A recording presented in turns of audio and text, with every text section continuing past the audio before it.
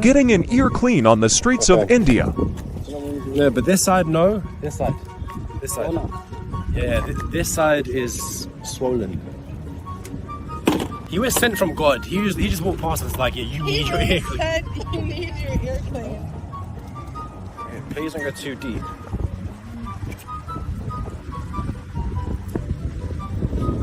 Oh my God. That feels good. This feels so good because I can't itch in there. This probably usually takes him 30 seconds, but because you have so much, it's like a spectacle. Like, everyone's so interested. Are you ready to see what he took out? That is disgusting. I'm sorry, guys, for you guys having to see this. Hey, look at this.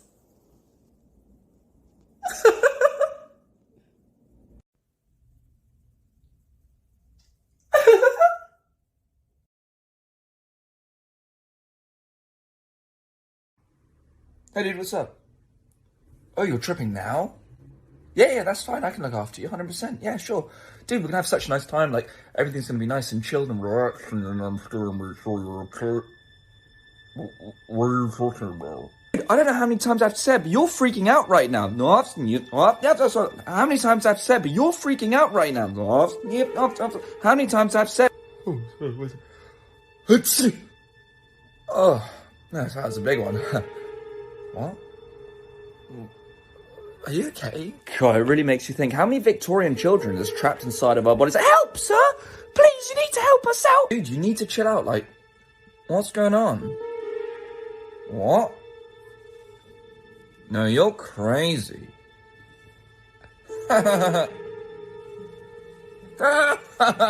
Dude, let's just calm you down, okay? Let's just put something on the TV, you know?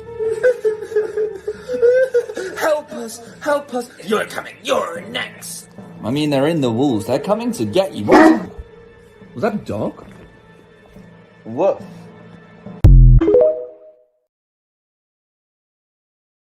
I just wanted to recommend a documentary to everyone, and then I'm going to go.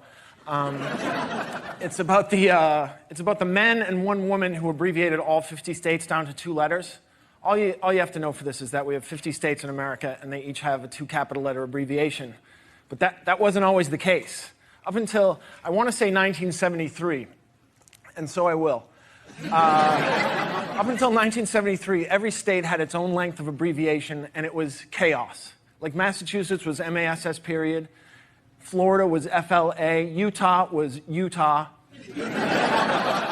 They just dropped the H, not much of an abbreviation. But then the post office said, no, every state has to have a 2 capital letter abbreviation, and so they convened a crack squad of abbreviators.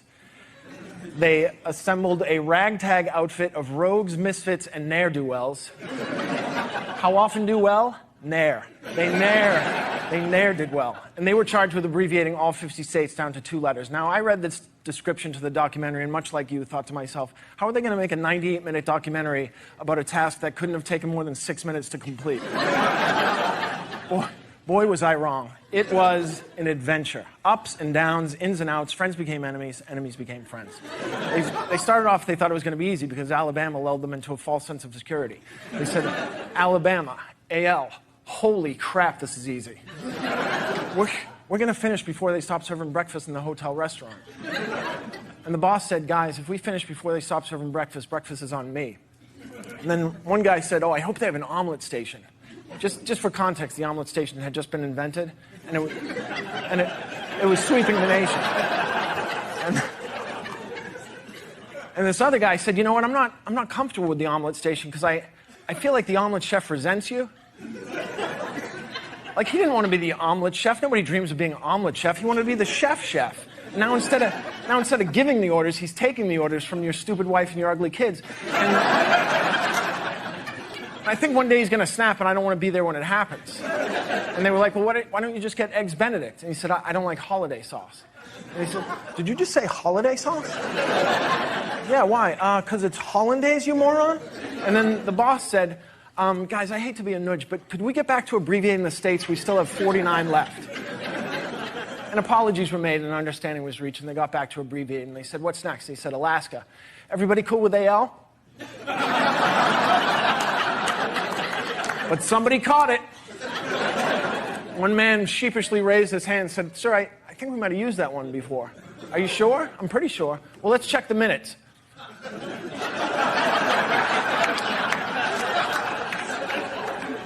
Dottie, read the minutes back to us, hon. Dottie was the wisecracking secretary. Every 1970s office had a wisecracking secretary, and this one's name was Dottie.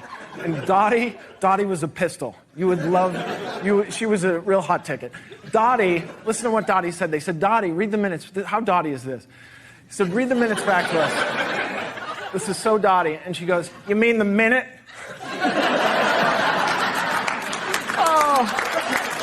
Oh, Dottie.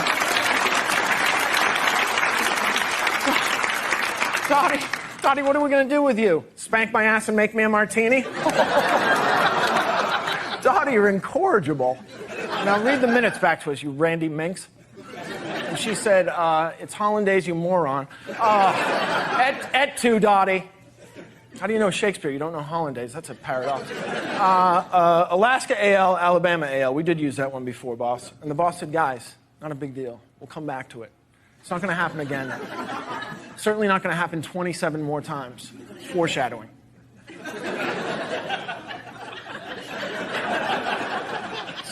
So what's next? Arizona, AI. There we go. We're back on track. Next, Arkansas. Shit. No, we'll come back to it. It's not going to happen again. What's next? California, CA. There we go. Next, Colorado, CO, Momentum, Connecticut. We are screwed. Somebody needs a drink. Not now, Dottie. Not now, you vulgar lush. By the time they got to Maine, Maryland, Massachusetts, followed by Michigan, Minnesota, Mississippi, and Missouri, shots were fired. They were at each other's throats. So they did what any savvy business would do. They hired a consultant. They brought in a contractor. I'm sorry, not a contractor, a contractor. A man...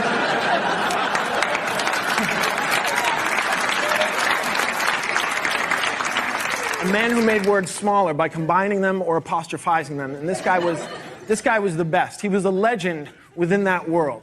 Like, you wouldn't know his name, but you know his work. Like, he wrote such timeless classics as O'Clock.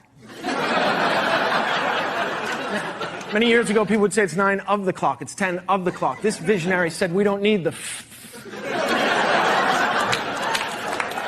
I can do that with a sky comma.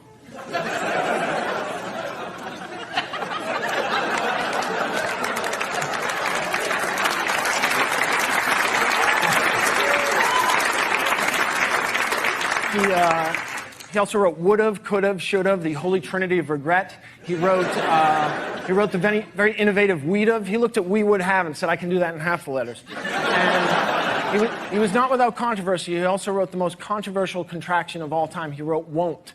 People said, how are you going to abbreviate will not use a single L? And he said, watch me. Are you saying I won't be able to do it? I just did. Thank you very much, everybody.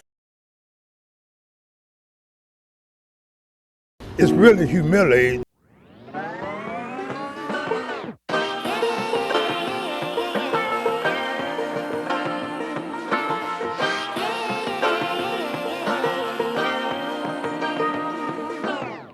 I like to be educated, but I'm so frustrated. Hello to my loneliness. I guess that ignorance is bliss. Take me back to before I knew. Rewind, take it out of cue. Innocence can be a young man's game. Signed up for the hall of shame. I wish I knew how much I miss not knowing that we're all screwed when we play our roles and ignore the problems.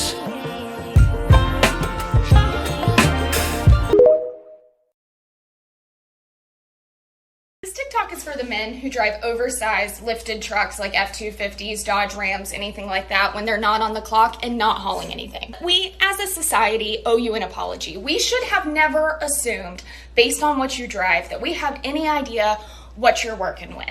Okay, that was none of our business. And in 2022, shouldn't body positivity be the name of the game? So I've taken it upon myself to come up with new stereotypes that are more body neutral and verifiable. For example, if you drive a lifted F-250 while you're not on the job, I know that you do not care who you inconvenience at any point in the day. Your ability to move through the world unperturbed is paramount to you, and you do not care who you have to irritate to accomplish that. And I know this because when you see a road with cars parked on both sides and just one narrow pathway for two-lane traffic to go through, anyone who thought about other humans as they moved through their day would say, hey, this probably is not the road for me. I should probably just go 15 feet that way and turn down the next one where people aren't already waiting in line to pass through. Do you do that?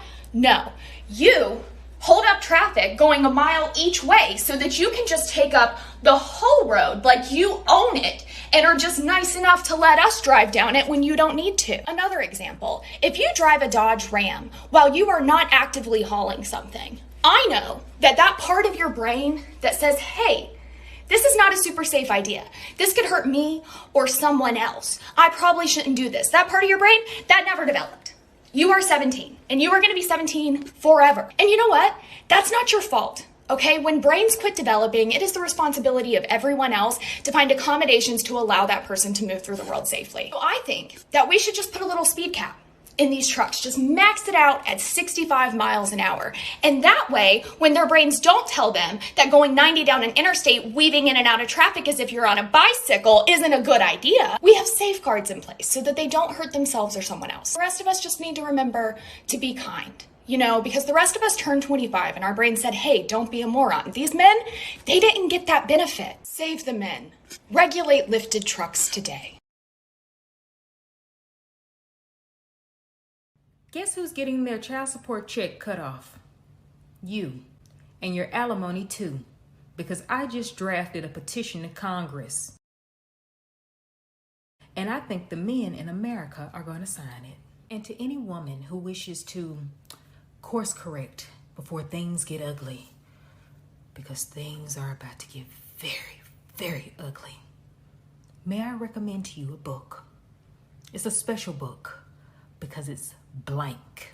Everything a man wants his woman to say during an argument, which is nothing. My name is Miss Submissive, and I'm not running for office. I'm just about to run feminism in the ground.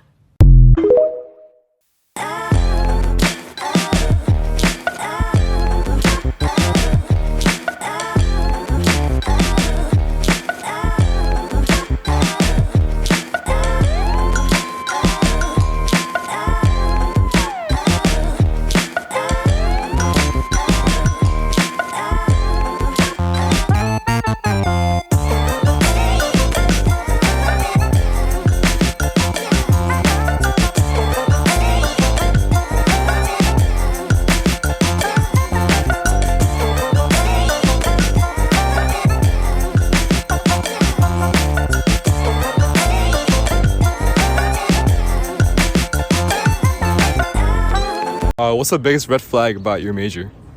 Biggest red flag about my major? Gotta make TikToks for class.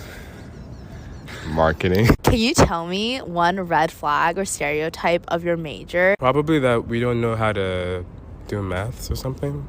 So you're in the humanities probably? Getting closer. People think that we're going to end up without a job in the future. Are you like in the performing arts? Ooh, getting warmer. Okay. Warmer. Are you a dance major? Yeah, that's okay, it. Okay. Can you get sturdy? Can I get sturdy? Yeah, can you get sturdy?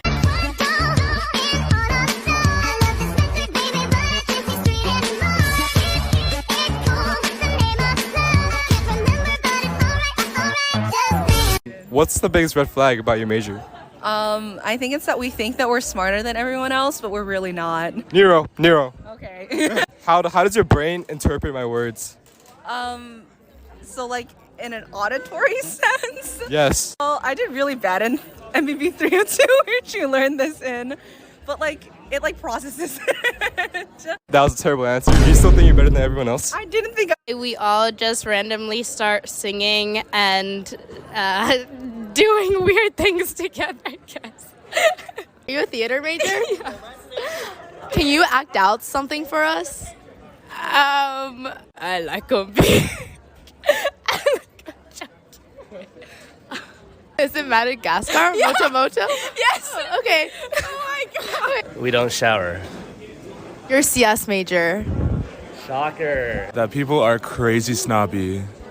I'm gonna go. Are you a philosophy major? Nah, I'm a French major.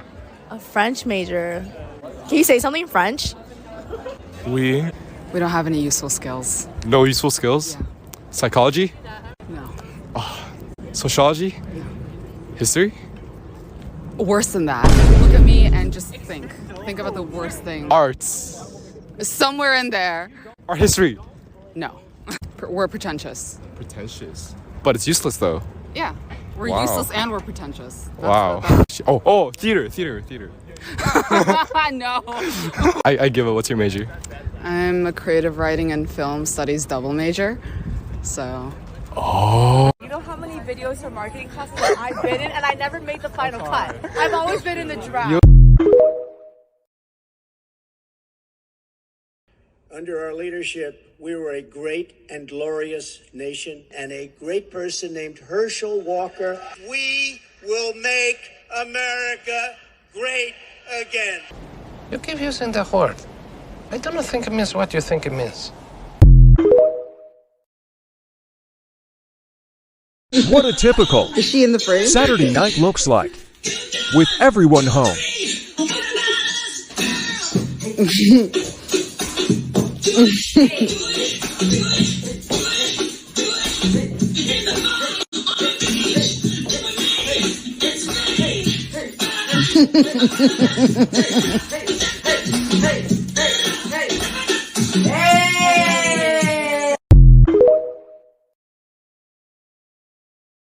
Is it a red flag if a girl has a high body count? Yes, of course it's a red flag. Are you ladies just going to keep asking this question over and over until you get an answer you like? And I'm a guy who has never asked a girl her body count. But if I'm with you and I find out that you got a high body count, yes, that's going to be a red flag. Not just because you've had a bunch of dudes up inside you, but because none of them wanted to keep you. Oh, and I know my comment section is about to be full of women saying that ain't what happened. Maybe we didn't want them. Then why did you let them fuck you? And if you're going to try to respond to that with, well, I liked him enough to sleep with him, but not enough to be in a relationship with him. That's fuckboy behavior. That's being a fuckboy. That means that you're saying you fuck people you don't like. Think about that. You want to talk about red flags?